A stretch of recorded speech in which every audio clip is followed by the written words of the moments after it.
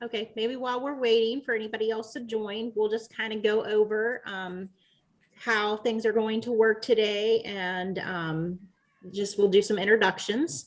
So my name is Missy. I'm with the Brown County Chamber of Commerce, and today's training we're going to talk about some of the COVID funding that was available in the past if you received that, and some of the money that is available to be applied for right now as well, and some of how that's going to filter over to your tax return as well. So we want this to be very interactive. We want to be able to answer your questions throughout this whole presentation. So if you have a question, let's ask it right away before you forget, before we move on to the next topic. So feel free to shout out your question. If you don't want to interrupt, you can use the reaction icons and raise your hand. Lisa and I will be trying to pay attention to things like that. Or if you want to put it in the chat box, we will be monitoring the chat box so that if, like I said, if we see any question that pops up, we will just kind of pause, take a second to answer that question, and then move on to the next topic. So if you're not answering a question, try to keep yourself on mute. That way it limits the background noise that we have going on. So first I'm going to let Lisa introduce herself. She's with ABCAP. The Chamber and ABCAP's Business Development Department partners on a lot of training events together, and they're our partner for today's event. So Lisa, would you like to go ahead and give an introduction? Sure. Good morning, everyone. My name is Lisa Tumbleson Davis. I'm with ABCAP, and I'm the program coordinator for the Business Development Department. So like Missy said, we partner with the Chamber on a lot of trainings. This is one of them for the month of February.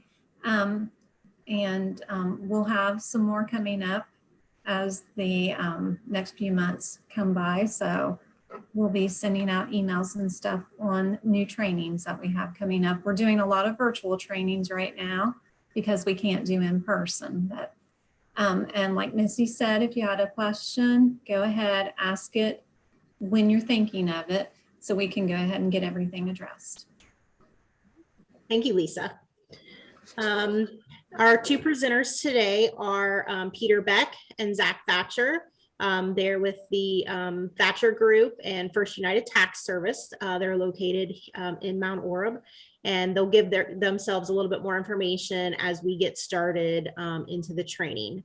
But the first thing that we want to do before we get started is we would like to have everybody introduce themselves, let us know what business that you're with, and then if you received any type of COVID money, just kind of say what it was. That way they can kind of tailor the presentation to what businesses that we have here today. So for example, I'm with the Brown County Chamber of Commerce. We are a nonprofit. We did apply for the EDIL. We did receive that amount of money. We were not qualified to apply during the first round of the PPP because of the type of nonprofit that we are. But now that they've had the second round of PPP, we were eligible to apply for that. So we did apply for the second round of PPP. So that is what we have received as far as the Chamber of Commerce goes. And then as far as grant money goes, we have not qualified for any of the grant money that's available. So I will just start by calling off the names that I see. That way we can just kind of go in order. So the first person that I see is Dan. Dan, would you like to introduce yourself? Sure. Let us know what business you're with, and if you applied for any COVID funding or thinking about applying for any COVID funding. Sure. My name's Dan Mitchell. I'm the CEO at Venture Productions in West Union. We're a nonprofit set up supporting people with developmental disabilities. We received the first round of PPP and it was completely forgiven in December. And I just applied for the second and it hit our account last Friday. So we've got the second one in play that I expect to have forgiven as well. You know, we got a few different perks along the way with developmental disability funding, where they gave us 2 weeks last year to kind of help support us when we were not in operation. Of course, some of the things from the BWC came through, and I don't know how those will impact us either, but we got some large checks from the BWC refund stuff as well. So those were my big ones for COVID. Okay, great. Thank you, Dan. You're welcome. And we did have a message and chat box. We have somebody joining us that doesn't have audio or video, but is able to listen in. Her name is Charlene Davis, and she is with Renee HR Consulting. Hopefully I said that correctly. She is a human resource consulting business. And she says, I haven't received any funding as of yet, but I plan to apply this year. So that is another person that we have on the line with us. The next person I see is Sandy. Sandy, would you like to give us an introduction? Yes, my name's Sandy Huber. I'm a benefits consultant with AFLAC. My main reason, I did not apply for anything, but I have a lot of my clients. I work with a lot of small businesses. So my goal is to be educated about what is available for them. And they're looking forward to learning how, about their tax stuff. So I want to be able to educate all my small groups and take a lot of notes. Great. Thank you, Sandy. Thank you. Next, I see Tasha. Hi, good morning. I'm from People's Bank, and I am just helping customers with getting their PPP loans. So I thought it would be helpful to get on this webinar just to learn more to help my customers. Thank you, Tasha. Next, I see Lori.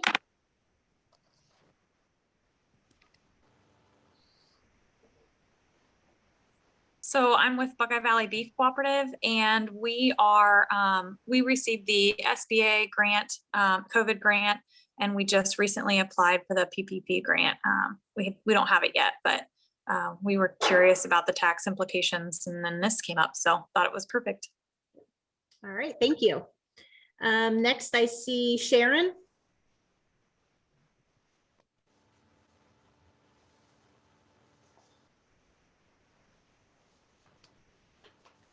Sharon, are you able to share with us? Can you unmute?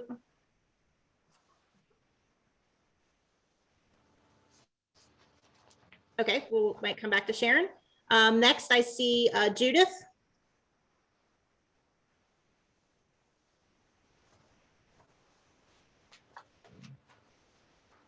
I see that you unmuted, but we can't hear you.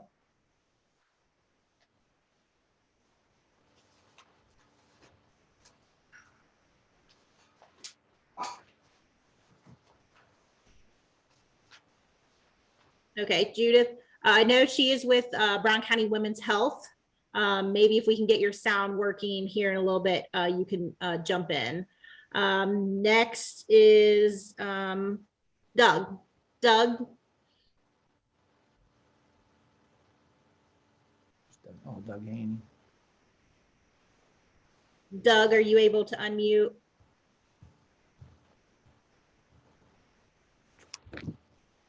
Okay, well, Doug is with Snap Fitness in Mount Orb. So sorry, I was trying to unmute. Okay, go ahead, Doug. Yes, I'm with Snap Fitness Mount Orb. We did get the SBA grant, but we have not applied for PPP. I was contemplating whether we even needed to apply for PPP the second round. I would say that we're about 50% down from what we saw as far as people coming back last year in January. Okay. January 2020, we averaged about 60 new members in the month of January. This month, of January, we only had 30 new members come in. So we're slowly coming back, and we honestly feel that as the vaccine becomes more prevalent and more widely accepted and adopted, that the fitness industry will slowly start to bounce back. So we're definitely anticipating that.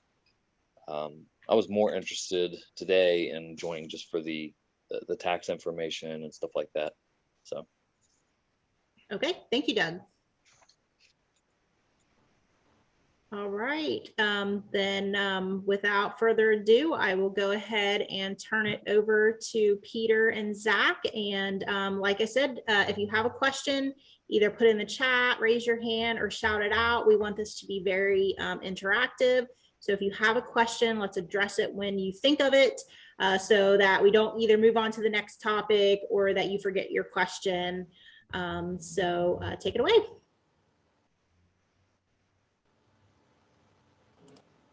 All righty, I am Zach with Thatcher Group. I'm kind of just your face here in Mount Orb. Pete's mostly going to take care of all of this information for you. He's kind of I like to call him our resident expert on all things tax related. But yeah, he's got all of this PPP information put together for us. So without further ado, I'm going to hand it over to Pete, and then I'll kind of be that sounding board back and forth with him. All right, thanks, Zach. Zach does have a handout that he'll share his screen, and we'll kind of walk through that because that when we get to that point. But as Zach indicated, I'm a CPA with the Thatcher Group, plus I have a variety of other certifications, but the one that everybody recognizes is the being the CPA. So before I get started in talking about the PPP, the first installment and the second installment, I want to there were some changes that are effective today with the PPP loans, which you may have seen, you may have read, you may have heard about, and it's I think it's pretty. I think it's significant because it's being a member of the chamber. You're a small business, and there are other requirements for the first PPP. We'll talk about the number of employees in a second, but for small businesses, they effective today for the next 2 weeks, the SBA will only be accepting PPP applications for firms or companies that have less than 20 employees, full-time employees, which I think is pretty significant because it now opens up the door for the smaller organizations to be able to get some funding that they really need versus the bigger organizations. So if you haven't seen that, you might definitely want to start this process within the next 2 weeks. Some of the changes that they also talked about, and I'll kind of go through it, is that the changes that were made by, I guess, the Biden administration, the SBA, and working with Congress, is that they wanted to make it easier for these small businesses to be able to apply for these loans, or these grants, if you will, for sole proprietors that have no employees, for independent contractors, self-employed individuals, and some two targeted areas: professional care providers and house cleaners, because they were not previously able to qualify for this funding source, but now they've kind of opened that up. The SBA has not, I haven't seen anything yet today, change the rules and the processes for local small farmers or ranchers. I mean, I know we have small farms in the Brown County, Claremont, Adams County area. So now that they would be able to access this PPP process as well. And the main focus is for businesses that are with no employees or small, 20 or less, that are in the low, the moderate income areas, female owned, particularly minority owned. They want to make sure, like I said, they want to allow these businesses to be able to have access that they may not have been able to get access to. There's some items that they've changed. There was an exclusion for a business owner if you had this in the past. If you had delinquent student loans, you were not allowed to qualify for the PPP loans. Well, that's been taken away. So now you can actually qualify. if for business owners that had a non-felony fraud arrest or conviction in a previous year, they were excluded from the program. By working with the Senate, the Democrats and Republicans made those changes and they took out that proposal and they removed that restriction. So if an individual has a non-felony, non-fraud related felony conviction, they could still apply for these monies as long as they're available. So that's the biggest change that I see right now as far as opening the door for smaller businesses that have 20 or few employees. And that window will be 2 weeks. I think one of the members of the chamber that had a question that they're interested in applying for the PPP loan. And the second round is open until March 31st. You have until March 31st to get your application in, or until the funds are exhausted. If you remember in the first PPP loan, the funds went really quickly. And so when you tried to apply, there wasn't anything available. So we have until March 31st to get our applications in. And if the funds are used up before then, of course, maybe, it could be March 15th. I don't know the answer to that, but as long as there's funds available, you will, and you do qualify, you'll be able to apply for these loans. So that. I just want to kind of preface that with when we first get started with the change that just took place. With that, I'll have Zach, if he could share his screen, and we'll kind of walk through an overview of the PPP program. Hopefully you'll find this information educational. Again, this is not legal advice. It's not considered tax advice or financial advice. If you have attorneys, bankers, CPAs you deal with, you need to talk with them about these changes and make sure that you're applying for the proper grants and funding that's available. So the first. Hey, Peter. Yes. I have a question about the change on the PPP. If Yes. someone has already applied, and now that these changes have been made, they don't need to reapply, correct? That's correct. This is just for people that have not applied yet. It kind of from what I could take, it kind of moves them to the front of the line if they have less than 20 employees. That's correct. That's correct. Okay, so nobody needs to reapply if they have already applied. No, and typically if they're working with their banker right now, the banking institution will know that, and they're not going to have them go back and redo an application because they already have one in the pipeline. It'll just prioritize it because they have less than 20 employees. Okay, so anybody that has applied or thinking about applying and they have more than 20 employees, they just need to wait the 14 days. Yeah, well, they can apply, they can work with their banker and get their application into queue, but it won't be processed until after this 2-week period. Okay. Okay. So they don't want to wait 2 weeks because by the time they apply, then they might not be able to get in because the money could be used up.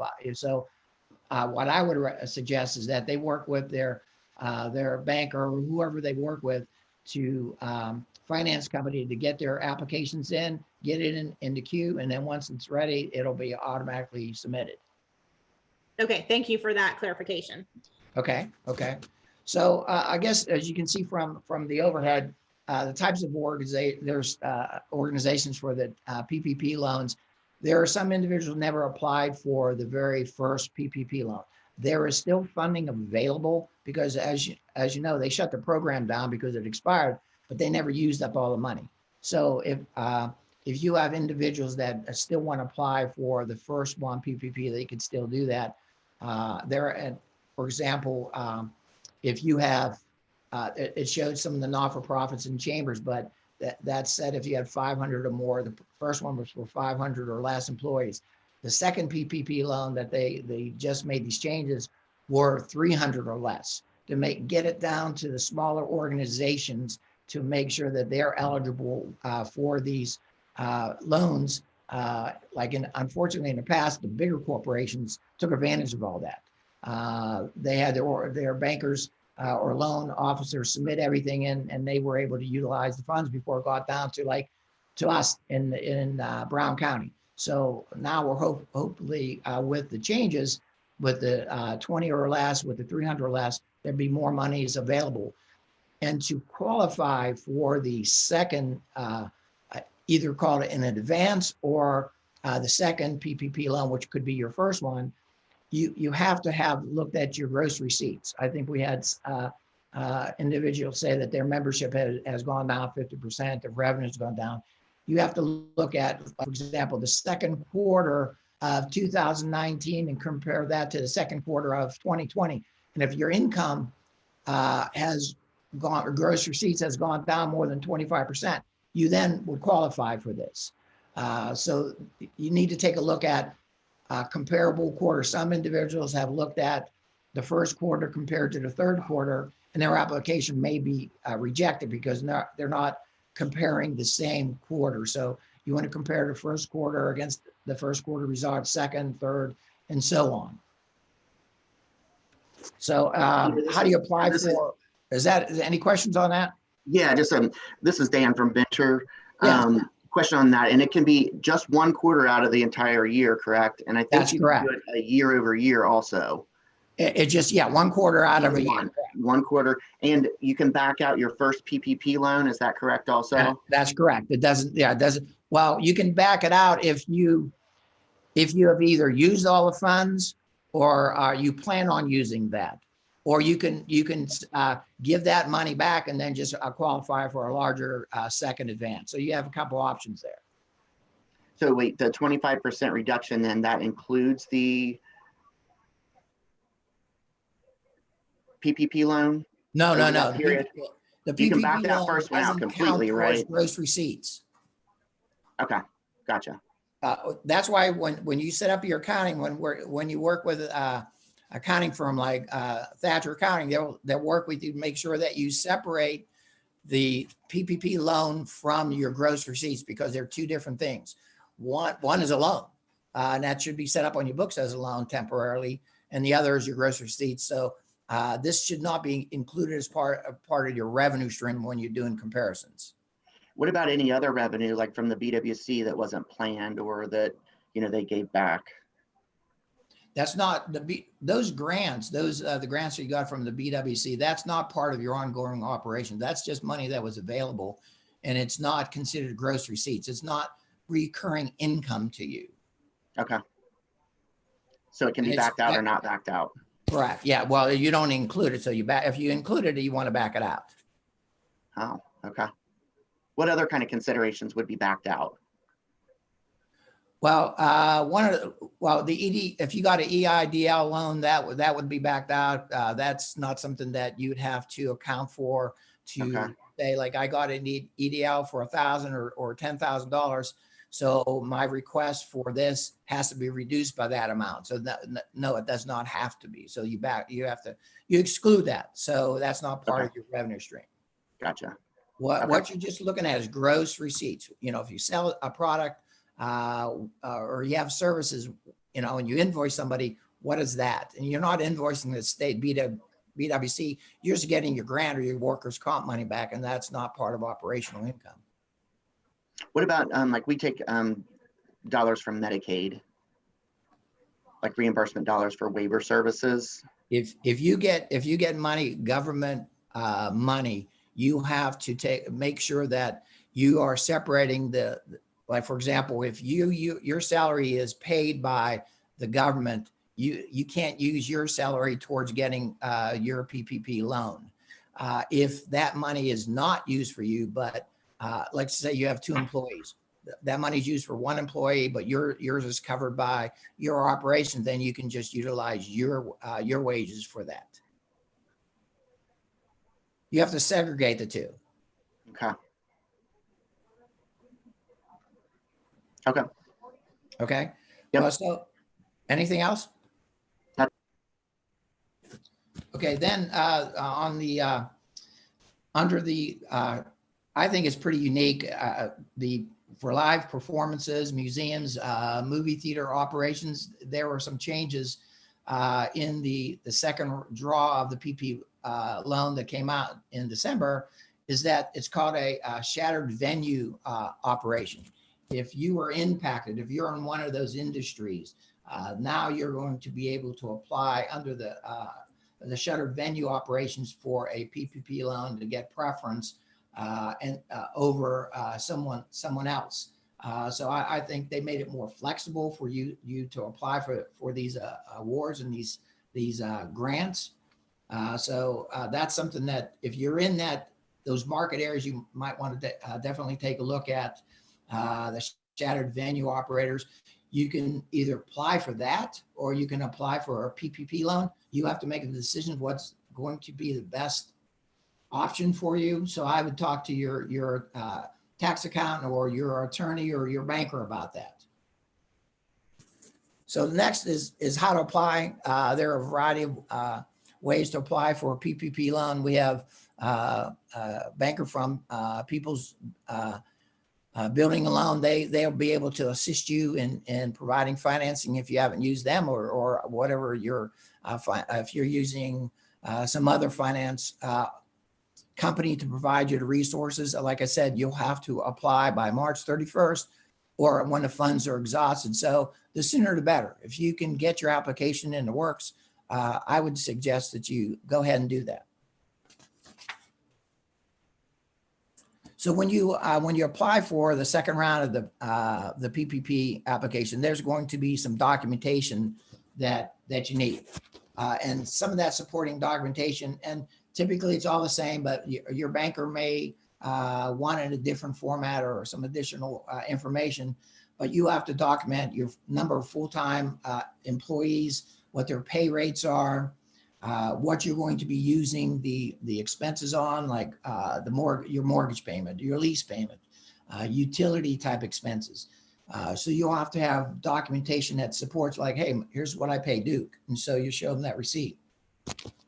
And then for tax years 2019 and 20, if you are a sole proprietor, if you're a not-for-profit, you want to make sure that your Schedule C, your 990s, 1120S, whatever you will have available to support your payroll deductions, what you use for your on your 940s or 941s. If you don't do quarterly payroll taxes, it's kind of hard. So that's why they go back to your records, your accounting records and the previous tax years, and you kind of look at, here's what our payroll is. So we can see if we've had that reduction so you can meet those requirements.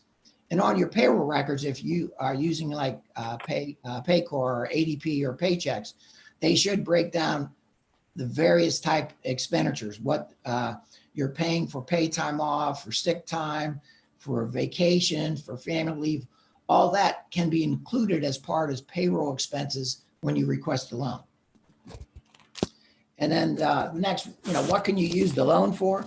Basically, it's the same things that you were allowed to use in the first PPP installment, like for utilities, like for electricity, for water, gas, if you have a hard line, telephone, your cell phones, internet, whatever there is an expense that you have in your business, most likely it's going to be a allowable expense. Rent, payroll, your mortgage obligations, all your health, all your employer-sponsored health insurance. So those are eligible expenses.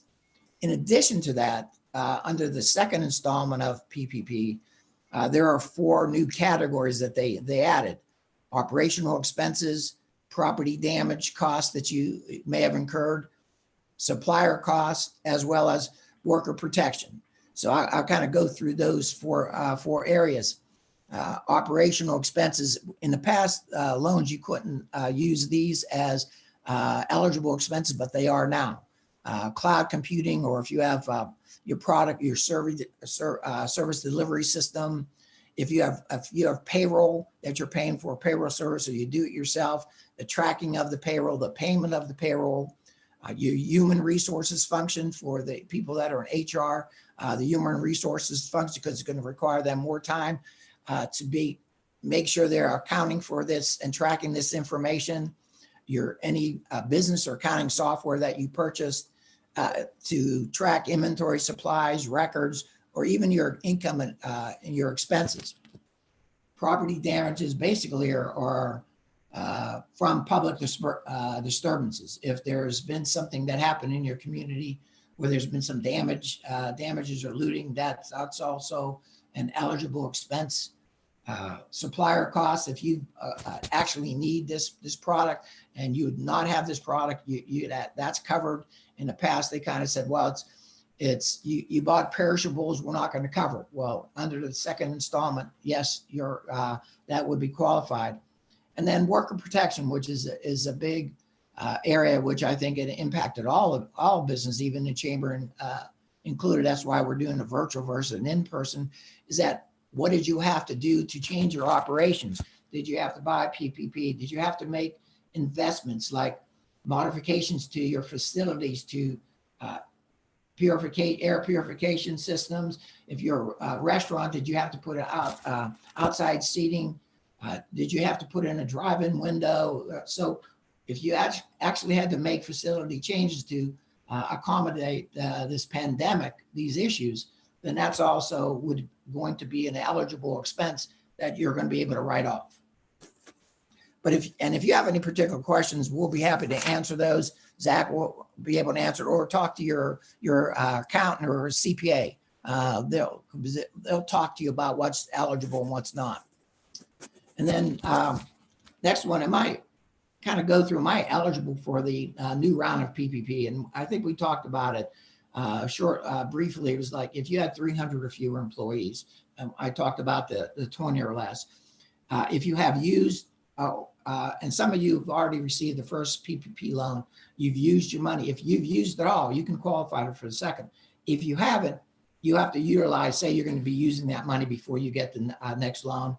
And if you had you suffered a 25% loss in your revenue streams. There are new entities that are now eligible. Some of them are as trade organizations, chambers, not-for-profit organizations, such as like tourism. Like, for example, the Mason Chamber also has a visitor bureau, and that they get monies from tourism, so they have to keep that separate. So now they would be able to qualify, possibly if they meet the other criteria for that grant. And you can see some of the other ones, not-for-profit organizations, self-employed individuals, sole proprietors. We have individuals that have applied for loans in the first installment that they got from their PPP. They had for example, I'll just say, I use the trucking industry. All his drivers are independent contractors. So he was allowed in the first PPP loan to get money to cover the payment that he was making to them. Under the second one, he could only use what he paid himself, his 1099. Those individual drivers will have to apply separately for their own PPP loan if they want to do that. So you no longer can include your independent contractor. So they try to make some changes to make monies more accessible to everybody. Another change that they added into the second installment was seasonal business. And we have a lot of seasonal businesses in our area that open up, like up in the Mason area, they have Kings Island. So that would be considered a seasonal business.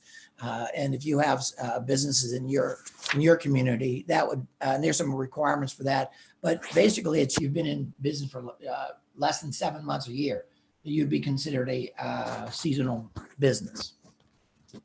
Businesses that are ineligible, basically it's anybody who has if they lobby political activity. So none of us would be impacted by that.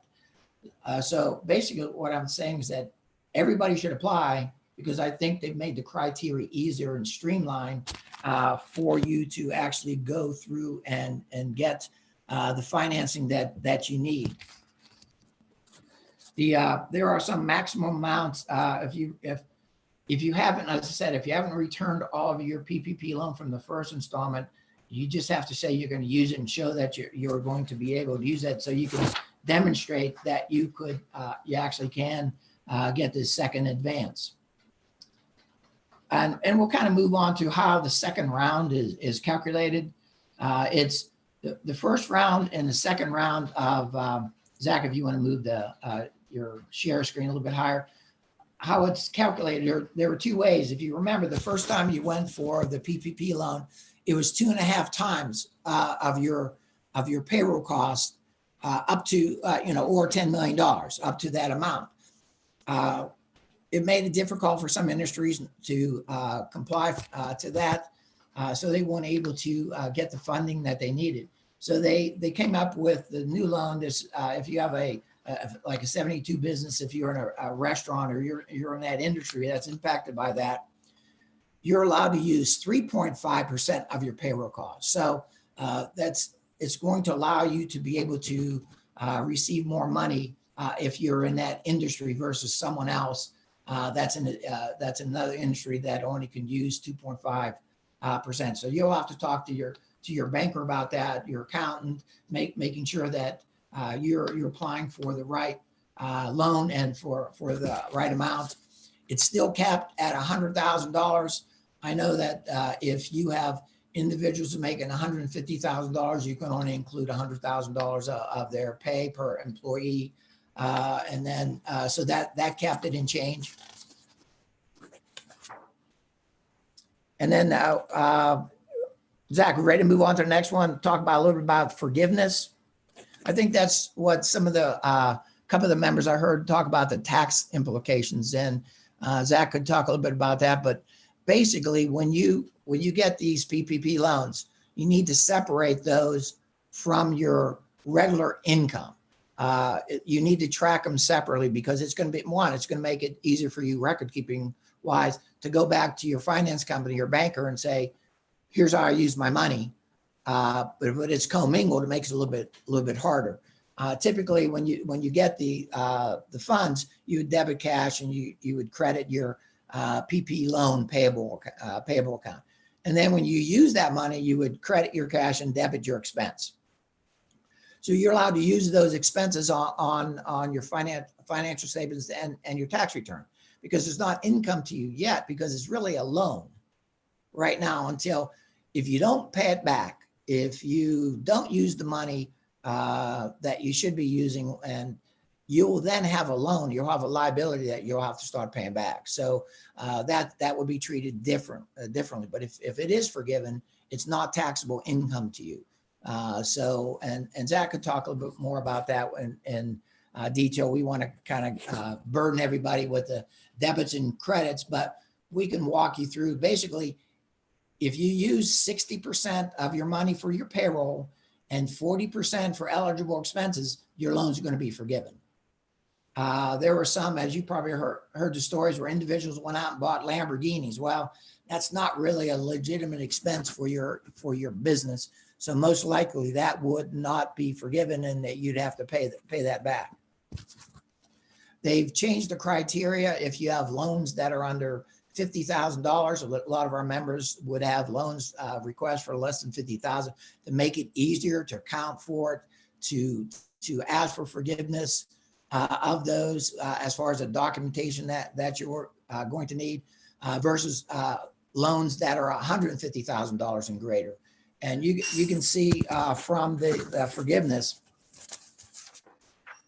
if you're under 50,000, for loans exceeding 50,000 or under 50,000, there's limited exceptions. If you're under that 50,000, you're not penalized for layoff. If you laid someone off or wage reductions, you're not going to be penalized like you were in the past. So for this new round, if loans exceeding 50,000, if you're asking for $50,000 or $60,000, you're going to have to verify if you fired an employee for cause. You're going to have, or if they if they resigned, or they reduced their hours, you're going to have to justify that. If you laid someone off, you're going to have to say, oh, my business is picking up, I need you to come back. And if they don't want to come back, that's not going to hurt you. That's not impacted, as long as you've done your due diligence, as long as your HR or you have documented that you tried to contact that person. We've tried to get them back to work. They just didn't want to work. And basically, like, even for not-for-profits, you have to document in good faith that you're trying to return to the same level of activity that you're at. This COVID has impacted everybody, and it's going to take us a while to get back. When you see 30 and 50% reductions in memberships, it's going to take a while for those businesses to get back into normal operations. And so you have the window you used to use for the first PPP loan was you had to utilize that money within 8 weeks. And then they changed it to 24 weeks. That's what the second one is, 24 weeks to utilize once you get that loan, to utilize your money in operations. You can apply for forgiveness once that money is exhausted, or you have to do it within 10 months. If you don't apply for forgiveness, because you're the one that has to actually submit that, then you're going to have a loan, and then you'll have to deal with the repercussions of that. For loans that, as I mentioned, that are less than $150,000, you're going to have to document who's an eligible employee, where you spent your money as far as payroll, have your payroll records, the total amount of loans, and you have to make sure you have your records, because you have to justify that to the banker or whoever asked for that. For loans that are over $150,000, there's a lot more detail involved in that, because if someone's asking for a $500,000 loan, they're pretty sophisticated, pretty big. So they're going to have to show demographic information, have an audit plan, show some monthly reports that they're dealing with this. And as I mentioned earlier, the EIDC loan disaster advance that you had to deduct it when you paid it back. Your forgiveness from the first loan had to be subtracted out. Well, this one, it doesn't. It's excluded, so you don't have to worry about that. And I talked about the not-for-profits, about if they get government funding, how that should be separated and how that should be tracked. Religious organizations they do qualify. So if there are churches out there that want to apply for the program, they can. And then just to summarize before we open up for some questions, general PPP loan terms. It's not a bad thing if you have to pay your loan back. The interest rate is 21%. So it's pretty inexpensive money. There's no collateral required, like you don't have to show up any collateral for that. No personal guarantees are going to be required. So you don't, like in order to have a loan, you had to apply somewhere else to show that, hey, I tried to get credit somewhere else, and then that's the reason why I need to have this 1% loan. Well, you don't have to worry about that anymore. There's no prepayment penalties. And then you'll have 5 years to pay that loan back if you so desire to make that a loan and you can't meet the requirements for forgiveness. So that's I kind of walked through this process very quickly because I know we have limited time to go through this.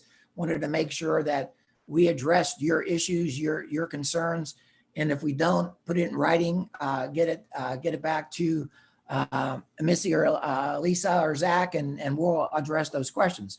With that, I'll turn it over to Zach, see if he has anything to add, and then we'll open up for questions. I think you covered pretty much everything. A couple things I would just want to reiterate on is if you can apply, go ahead and apply. One thing I would like to ask, mostly Tasha though, because I've seen a few of my clients about this, is the payroll reporting for last year, the 949.41. Is there any way around any of that information for these sole proprietors? What are your thoughts, Pete and Tasha? I'll let Tasha answer first before I do. Maybe she has a better answer than I have. Like, so for reporting, like I've had some that have just given me bank statements or canceled checks where they cashed a check. So, I mean, usually I submit everything they give me, and then we have a credit team that looks at it and lets me know if there's anything additional they need before they submit it for the forgiveness. Okay, perfect. And she's exactly right, Zach. They have to justify what their payroll expenses is, and the only documentation that a small business has would be a check that they wrote to themselves. Okay, perfect. They might not have payroll records or anything like that. I would like to let everybody know that one. That was mostly my question for that. And like I said, if you can't apply for it, go ahead and apply for it. It's out there. It's needed.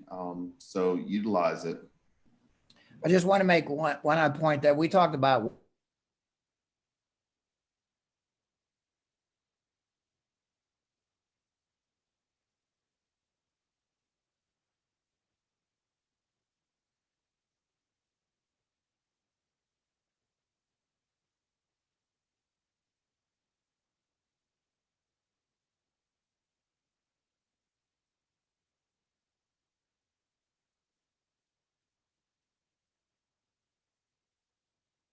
Question.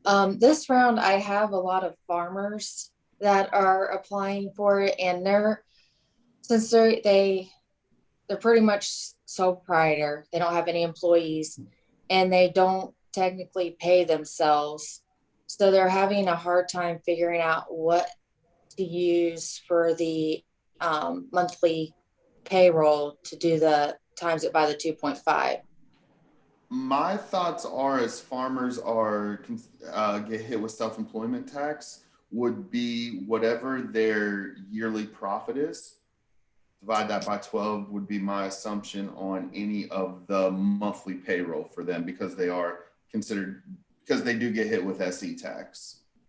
Is there like a line item on their taxes that we should look at maybe? Schedule F, the net profit on that. I'm not sure.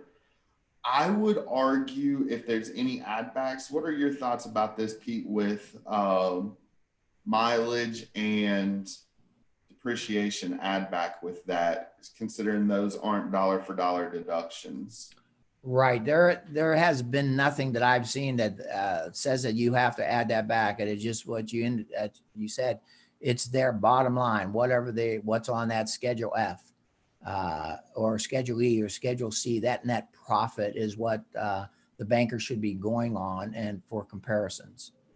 Okay. There's going to be Where we kind of were going with it, but I just suggest they double check with their CPA before submitting that, because I wasn't really sure. So yeah, that's a good point, because you want to make sure that their CPA is involved in that discussion with them to make sure that their tax returns properly reflected, because that's what you're going to base it on. That's what the SBA is going to base it on, is what was filed. As I mentioned earlier, because of the most recent change on the small business under 20 with no employees, the SBA is going to come out with guidance for farmers and ranchers. They have not done that yet as of today, but look for that, because that would probably address some of our questions that we're talking about now. thank you. I had a question. Yes. A lot of our members, we worked with the Brown County Commissioners, and the commissioners offered a small business relief grant of $10,000. A lot of our members did receive that. Is that $10,000 taxable income? No, it's not. It's a grant like everything else. It was used for them for their operations. So when they would get that grant, that's not, it's other income, or they put it as in their equity section on their balance sheet, but it's not taxable to them, because they're getting a dollar for dollar write-off, because they're using it for whatever the commissioner said to use the money for. If they said use it for payroll and they went out and bought a car, I would say it's taxable. But if they use it for payroll, it's not going to be. So you have to look at the requirements that the commissioners put. What did they put any stipulations on the monies that they were getting? I believe they could use it for rent, utilities, inventory, supplies. Yeah, so there was, but it wasn't as strict as the PPP. It wasn't like it had to be payroll. It was more, but yeah, it did all have to be business related of what they could spend that on. And that's So fine. essentially overview of operating expenses. Yeah. Yes, and that's basically what she's saying. All operating expenses, Zach, you're right. Okay. As long, if they're asked by the commissioners to document that, they can justify it by showing, here's what we use, here's what we spent the money on. But no, it's not taxable to them. Okay.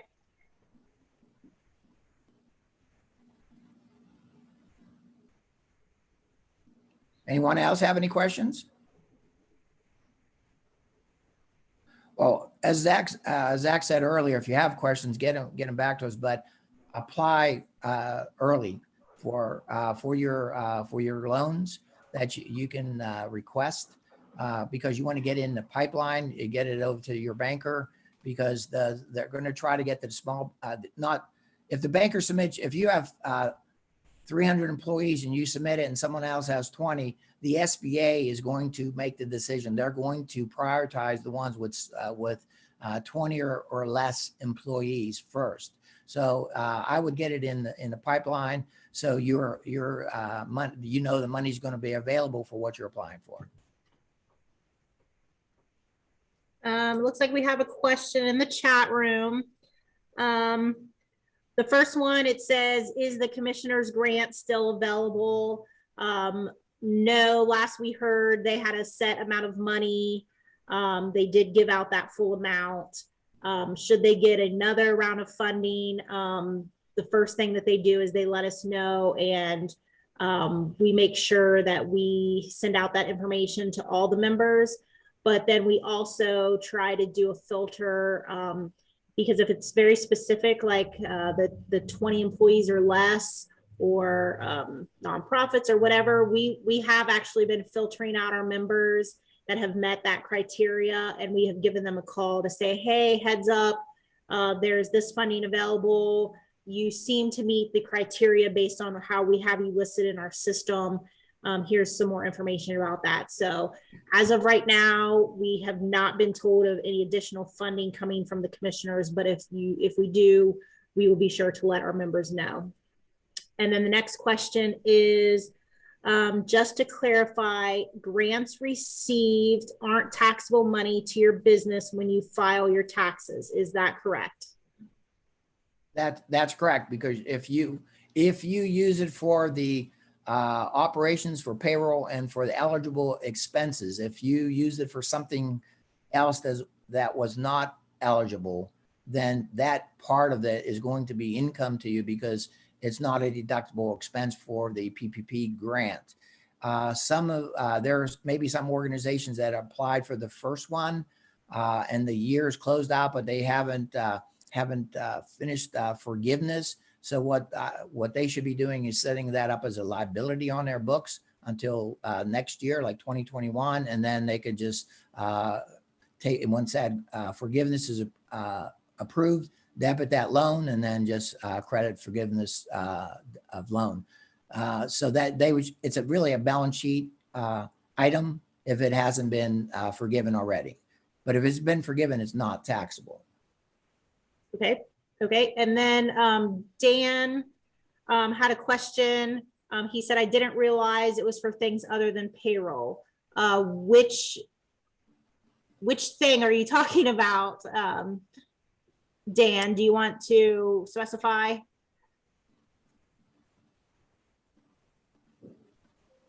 Yeah, that was more along my commissioner question. So I did know that about the PPP loan, but I didn't know about the local commissioner one. So we have another nonprofit set up in Brown County that I think that probably would have fit for, but didn't realize that it was something other than payroll because we only had 1099s, but some of our big fundraisers didn't happen over last year. So that would have been a big help.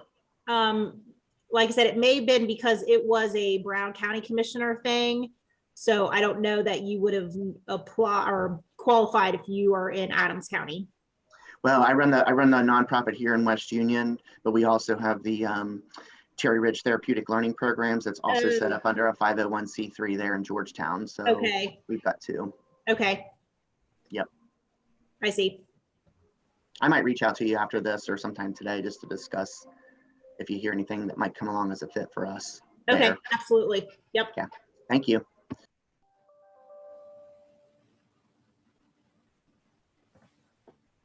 That was all the questions in the chat. Does anybody else had any other questions?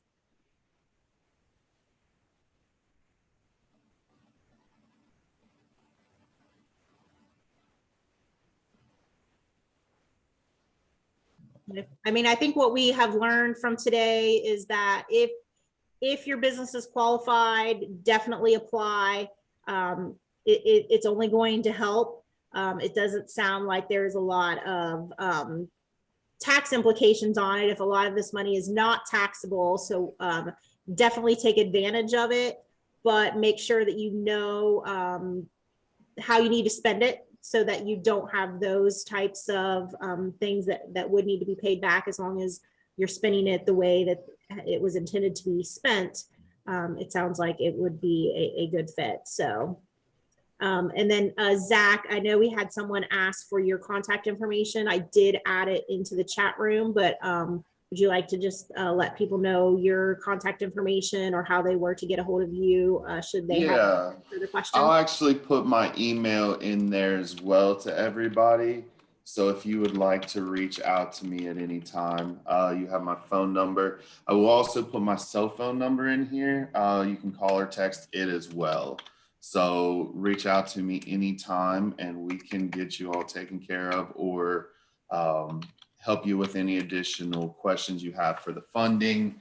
Tasha, yes, I can send over the slides and all the information we put together as well. I'll just need everybody's email address if we can get that, and I can forward this over to everybody and you can utilize it as much as you would like or as little, or send it to the AFLAC lady if you'd like to send that all to your clients as well. You are more than welcome to use all of that. Okay. And it looks like we had one other question. It says, what is the difference between the 1099 tax forms, such as the 1099-G and the 1099 NEC, et cetera? So the 1099 G is just your unemployment compensation. That is essentially, the G is government payments. So that will be your unemployment or state and local refunds. The NEC pretty much took over the 1099 miscellaneous. The NEC is non-employee compensation. So you do not put any of your subcontractors on the MISC, the miscellaneous, anymore. It goes directly on the NEC. The 1099 miscellaneous will mostly be for rents, other income, those kind of things. Any subcontractors will now go on the NEC form. Great, thank you very much. And yes, everybody that is on the presentation today, or anybody that registered that wasn't able to make it, we will send them a recording of this presentation, and we will send them the slideshows as well. Great, thank you guys. Very informative today. Okay, thanks for having us. Thank you for having us. And like we said, if anybody needs anything, please feel free to reach out to us. Hey, Zach, I'm probably going to reach out to you about some potential audits. Okay. If you guys do those. Yes, we take care of all of that as well. Internal and external audits for you, or financial for state recording as well. Awesome. Thank you. Okay, well, it is 10:30, so thank you all for joining us. And if you have any other questions, feel free to reach out to myself here at the chamber, to Lisa at ABCAP, or to Zach at Thatcher First United Tax Service. So again, thank you, and be looking forward from an email from me. All right, thank you. Thank you all. Have a good day. Thank you all. Have a fantastic day.